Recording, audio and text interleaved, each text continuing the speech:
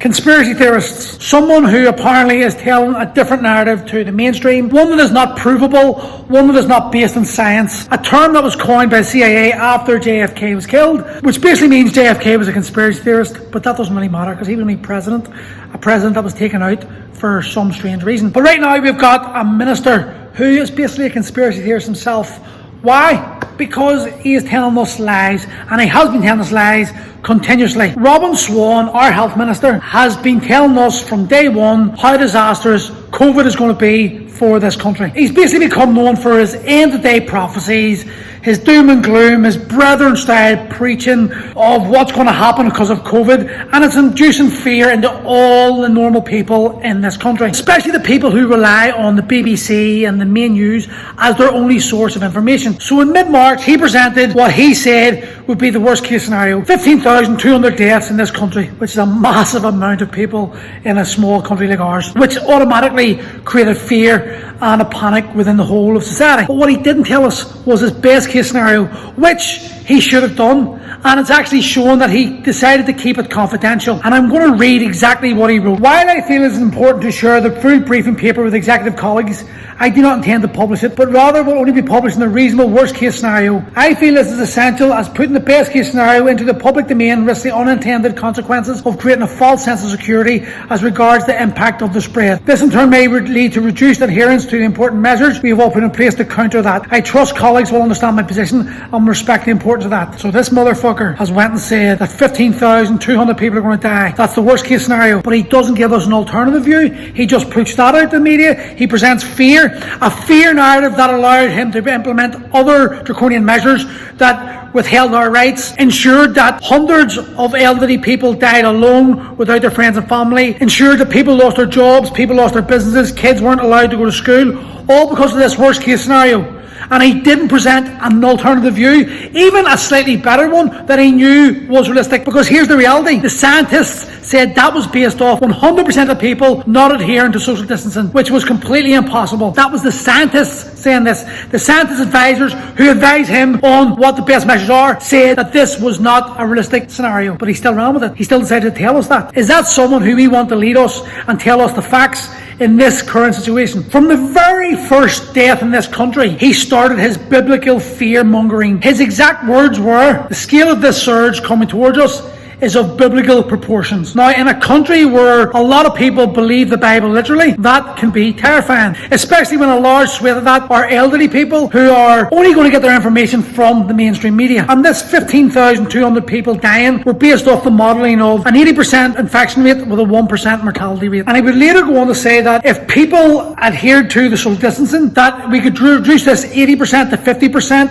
and maybe bring the deaths down to about 9,000. We could be looking up to 9,000 deaths, even up to 14,000 deaths if we go for the nightmare scenario, which is 80% infection and 1% mortality. Then on the following day, literally the 20th of March, the day after he announced 15,200 were dying, and the same day he said that we could possibly bring it to 9,000, he then went on the Stephen Nolan show and said that it could be 14,000. So in the space of 24 hours, he was able to give us three different numbers: 15,200, possibly 9,000, back up to 14,000. Then on the 23rd of March, he decided to actually speak about draconian measures would be needed. His words, draconian measures will be needed. And I quote his words exactly: "When we see the response of some people in the general public, it's what's actually needed here in Northern Ireland, and we will have to enforce that. These draconian measures will save lives. It's as simple as that." Swan, 23rd of the 3rd, 20. And then he decided to call us all selfish for flouting the rules, disregarding the health of others. Now listen, he may have been panic as well. He's human after all, but he's a minister. He's in a place of power, a place of authority. He needs to show leadership and not fear, not panic. Because if those on top are panicking, that trickles down to us. And that leads to a disregard of rules, a lack of trust, and people refusing to accept the story, which a lot of us are now doing, and more doing it every single day. But back to Swan. On the same day, the 23rd of March, he also said that in a few short weeks, this onslaught could dwarf the deaths of the Troubles. In a few short weeks, there was going to be more than 3,000 deaths. Fast forward a week later, and the 15,200 has been reduced to 3,000. So on the 1st of April, April Fools, what a coincidence, he said that in the worst case scenario, 3,000 people would die over the next 20 weeks because of COVID-19. So why has no one ever questioned them, asking them, how did you get from 15,200 to 3,000 in the space of 2 weeks? What happened that you were allowed to tell everyone that this worst case scenario was so bad and frightened the life out of every one of us, even me? Myself in the beginning, I was all for lockdown because the numbers were shown and the videos were shown on the mainstream media. I can't believe I fell for it, but I did. Was that there were people dying in Italy and it was going crazy. We had to do this to stop the number of deaths. I was fearful of my parents. I was fearful for my friends. When I closed my gym, I genuinely thought, was that going to be the last time I was going to see a number of my members? Because that's how fearful it was. We all thought people we knew were going to die. That is trauma. Our government created a traumatic event for all of us to create panic, create fear, and it succeeded. And for a lot of people, we're still holding on to that panic. And on the same day, the BBC decided to give Swan's numbers a bit of credibility and added the word first wave to those numbers. 3,000 people could die from the first wave, which meant that there could be a second wave. So already they're starting to imprint on our minds the second wave was coming, that this was not going to be the end. Again, more fear, more panic. On the 10th of April, he decided he was going to initiate MACA, the military aid to civil authority. And he was going to build a hospital, a Nightingale hospital in the Maze prison area that was going to hold 4,000 people. Never happened. Didn't need to happen because we realised that there was no one dying. Then on the 20th of April, he revised the numbers yet again from 3,000 to 1,500. And by this stage, 207 people had died. So the prediction of 15,200 had dropped all the way down to 1,500 dying, literally a 90% drop. And at that moment in time, as he announced those numbers, just over 200 people had died. 99% of them elderly with underlying conditions. Basically, the people who died were people who were about to die anyway. For the vast majority. There might have been one or two people in there who COVID killed, because that's what happens in viruses. Some people will die. And then we get to today, the 21st of September. Remember, 15,200, that was the prediction. The worst case scenario. The best case scenario was 250, and we've got 575. So we are so much closer to the best case scenario, which would have been truthful, than we are to the worst case. Now, people are going to say, yes, but that's because social distance is happening. That's because we're wearing masks. No, it's not. It is not at all. Yes, I'm sure social distance did work. I'm not going to stand here and say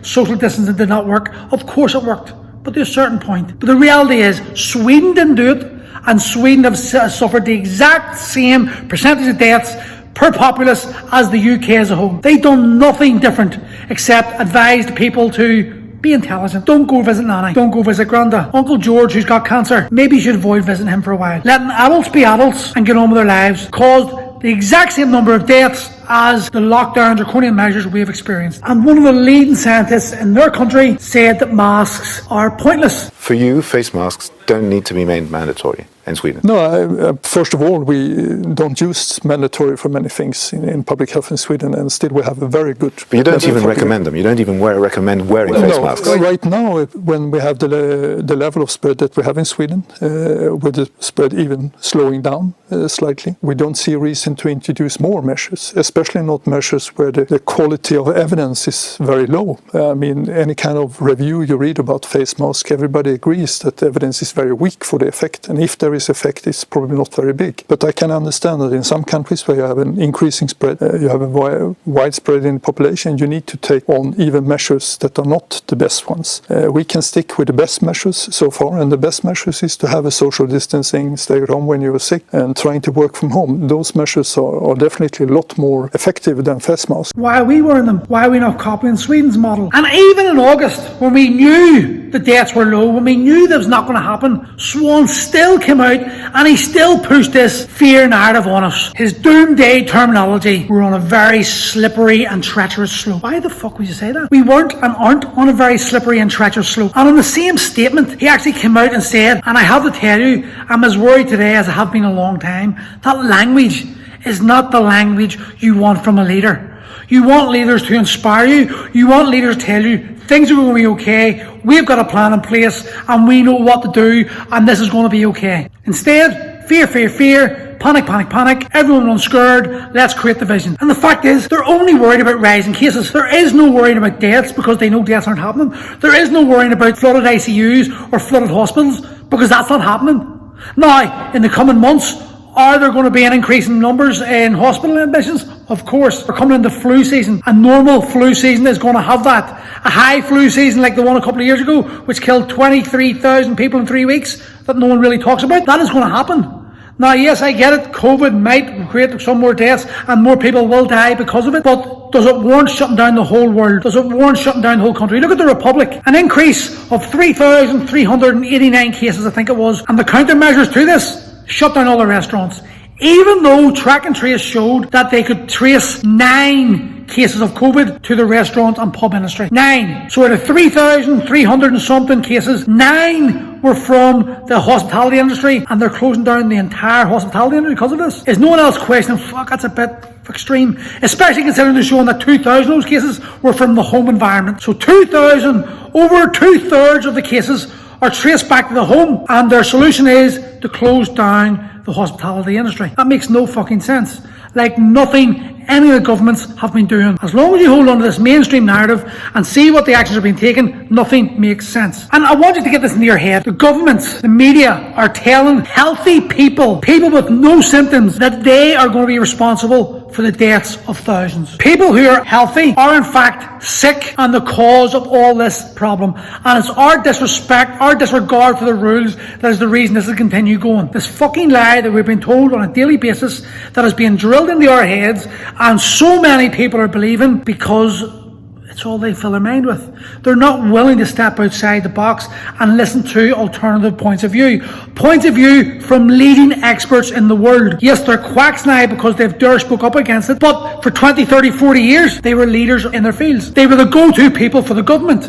But now they don't agree with the government, so they're quacks. They're idiots. They've no clue what they're talking about. They're a danger to society. And then the damage limitation stuff begins. So he came on TV and said, so let me address the doubters and critics in our midst. There will be some that accuse me of exaggerating this threat.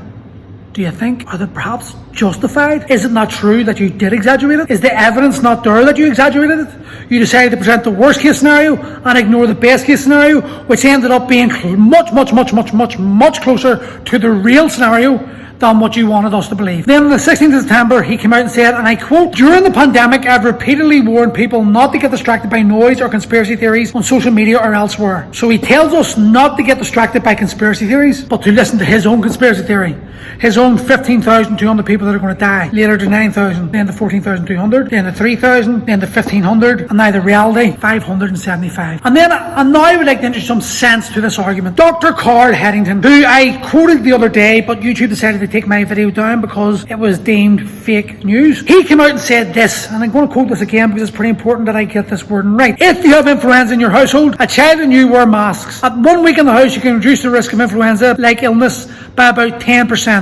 However, you have to completely adhere to the mask wearing for the whole week. So in order to drop the chance of getting flu or any type of airborne virus by 10%, you and those in the house must wear a mask 24/7 all the time for a 10% reduction. And you really believe that we're going to do anything with this mask wearing the way we're doing it today? And before any of you believers come on and say, but he's a quack, he has never once been contradicted in any of his information before. And it goes even further. He comes out and Carl Headington says this, it's not clear they work. And even if they did work, we reckon about 200,000 people would have to wear a mask fully for a week to prevent one infection. So if you want to put a policy in place, that's fine. But what you can't do is say it's evidence-based. Said at low circulation, the public health consequences are so minimal that actually it's not clear they work. And even if they did work, we reckon about 200,000 people would have to wear a mask fully for a week to prevent one infection. Now, that's how you have to think about the uncertainty. If you're going to put a policy in place, that's fine. What you can't do is say it's evidence-based, because when people talk about the evidence, they have again cherry-picked low-quality observational evidence to suit the argument. But they haven't picked then further observational. So, for instance, if you put masks in, what are you expecting to happen to the case definitions and the reductions in the next 2 to 4 weeks to show it was a worthwhile policy to enact? Now, Swan could choose to listen to some experts and maybe weigh up the pros and cons. As a minister who is in charge of our health and the implementation of actions to ensure our health, it would be better if he decided to weigh up both sides of the argument from both leading experts. So here's an expert you believe, and here's an expert that I maybe not believe, but he's still an expert and his voice and opinion is valid. But no, what does he say? My job is to do what's best for the people of Northern Ireland. I am confident the people of Northern Ireland will not fall for their attempts to create confusion and hysteria. So basically, we've got a minister who wants to put down anyone who does not believe the message that he is sending out, even though it's in direct contrast with some of the world's leading experts in this field. Just because these leading experts do not succumb to the stories that we're being fed by the governments doesn't mean they're quacks. If we accuse him of being hysterical for his rants, we're hysterical because we don't believe him. Doesn't make sense. And he continued, my job is to do what's best for the people of Northern Ireland. Would that be like taking all the elderly out of the hospitals and putting them back into care homes where they could reinfect other elderly people, thus increasing the death rate, increasing the panic, justifying the numbers, justifying the lockdown procedures? That is not the type of minister I want looking after my health. Because let's be honest, the elderly people that died, 188 of them, 188, let's subtract that from the 575, and all of a sudden we get to a number which is really like the best case scenario. So his inability to shield the elderly and ensure that they didn't infect other elderly people created 188 deaths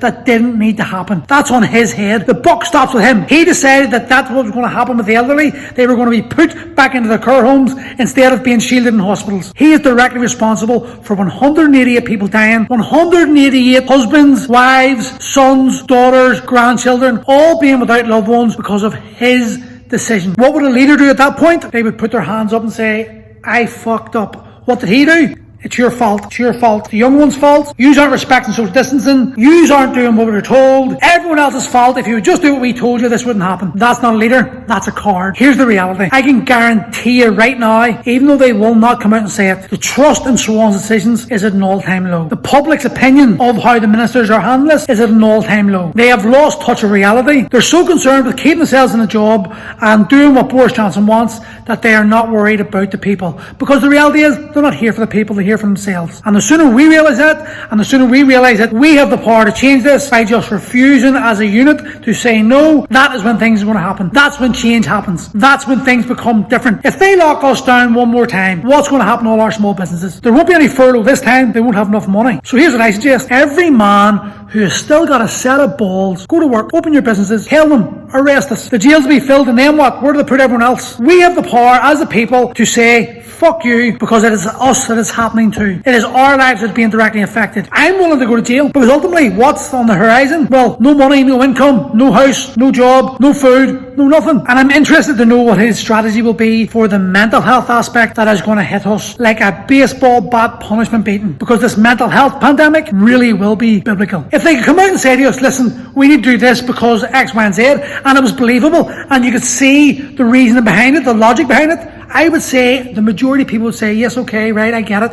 and we'll take them on the chin for the team. But it's not. It's a lie. It's a constant lie, and that is the problem. This is where we're having an issue with. There's a disconnect between what they're telling us and what they're implementing. They're treating us like children. They're talking to us like we're 4-year-olds in P1. I'm an intelligent guy. I've got a brain. I can use my own eyes. I can educate myself. I can research stuff. I do research stuff. What they're saying and what they're doing is not adding up. And the longer it goes on, the more people question it, the harder it's going to be for them to keep control. And I, for one, cannot wait for when they lose it.